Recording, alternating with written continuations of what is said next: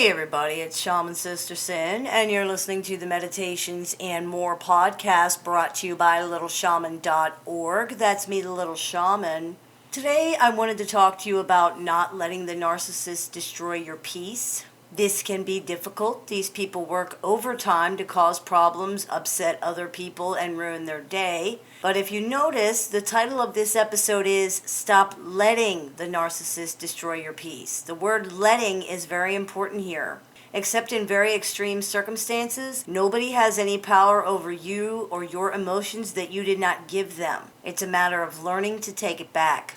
In fact, the whole thing is really about power and who has it. Narcissists want to feel powerful. They want to feel like they're controlling things. This is because they feel very weak and helpless inside. One of the ways they try to exert power and control over others is through emotions. They use guilt, anger, and many other emotions to manipulate people. They purposely endeavor to upset, anger, and hurt other people. They feel powerful when they can get someone to cry or get them angry or hoover them and get them to return to a relationship where they're being treated badly. They like that feeling of control they get because they don't feel like they have any. That's part of the reason they're so desperate to affect other people and work so hard to do so. They feel that others are controlling them through their emotional reactions to the things that people do and say, so they attempt to do the same thing to other people. They feel no responsibility for their own behavior. They believe that responsibility falls on other people. Well, if you didn't do that, I wouldn't have to do this. Aside from the fact that many times what they're accusing you of doing is false or greatly over-exaggerated, it's no one's fault that they reacted the way they did. Reaction is a choice. Narcissists don't seem able to understand that, probably because their feelings are so overwhelming and because they gave themselves permission and were given permission by others to act that way long ago. Think of somebody who hits their spouse. It's always the spouse's fault. You provoked me, you pushed my buttons, you nagged me, you made me. That's not true. They chose to react that way. Everyone chooses their reaction in that situation or any other. How you react is always a choice. If you get angry, you can choose to lose your temper and hit somebody. You can choose to scream and holler. You can choose to calmly discuss how you feel, or you can choose to say nothing at all. It's no one else's fault if someone cannot control themselves or chooses to react the way they do. You might feel someone deserves to get punched in the mouth for something, and maybe they do, but it's still your choice to do it or not. It isn't their fault you chose that. They are to blame for their actions, not yours, and you're not to blame for theirs either. This is the key to disarming the narcissist and taking their power over you away. They cannot affect you if you don't let them. This sounds trite, but it is 100% the truth. For example, let's say the narcissist in your life always uses a certain event or a subject that you react badly to cause problems. What would happen if you stopped reacting badly to it? What would happen if, instead of screaming and hollering or crying or getting defensive, you just ignored it?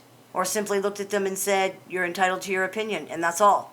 What if no matter how long they fussed and hollered or what they said, you just didn't react? Didn't defend yourself, didn't get emotional, didn't do any of the things that they're counting on you to do? How can they cause a problem if you don't play along? This is the key. Every relationship is a two-way street, even the relationship with a narcissist. They can't play the game by themselves. You have to play too. If you stop playing, there is no game. It's just one person who eventually ends up looking pretty silly. Now, this can be hard to do at first, but it is so worth it in the end. The drama stops when you stop participating in it. They might still be dramatic and behaving all crazy, but you won't be. And the stress caused by trying to convince this person that they're wrong or mistaken and that you're not evil or that no one's out to get them or whatever other crazy thing is gone. The hardest part of this is probably to accept that the narcissist is not causing this reaction in you. Remember the abusive spouse analogy. It's a choice. You don't have to play along. You don't have to get emotional. Their opinion is their opinion, and that's all it is. In reality, it means literally nothing. Now, sometimes it can be really difficult not to react, especially when they're doing things that involve your children or your finances and things like that. In those situations, you can leave the relationship, you can make a record of the incidents with your children and show it to the judge if you're already divorced. You can lock them out of your bank account if they're stealing from you, or separate your finances. You can do whatever you need to do to get the crazy out of your life, but letting it ruin your peace is not going to change anything. It's only going to make you more miserable. Nothing you can do is going to make this person something different than what they are. There's nothing you can do about it. There's nothing you can do to stop them from behaving that way. But you can stop playing along with it. You can choose to take the power back from them. Now, let me add here that people often say if they stop reacting, the narcissist escalates. That's right, many times they do. They're looking for that reaction. If this person is becoming violent, if they're breaking things, if they're out of control, you need to call the police or leave as soon as you can. You could stay with a friend or family. There are shelters, there are safe houses, there are programs. Putting up with abuse to prevent worse abuse is no way to live. I hope you understand, either now or someday, that you don't have to do that.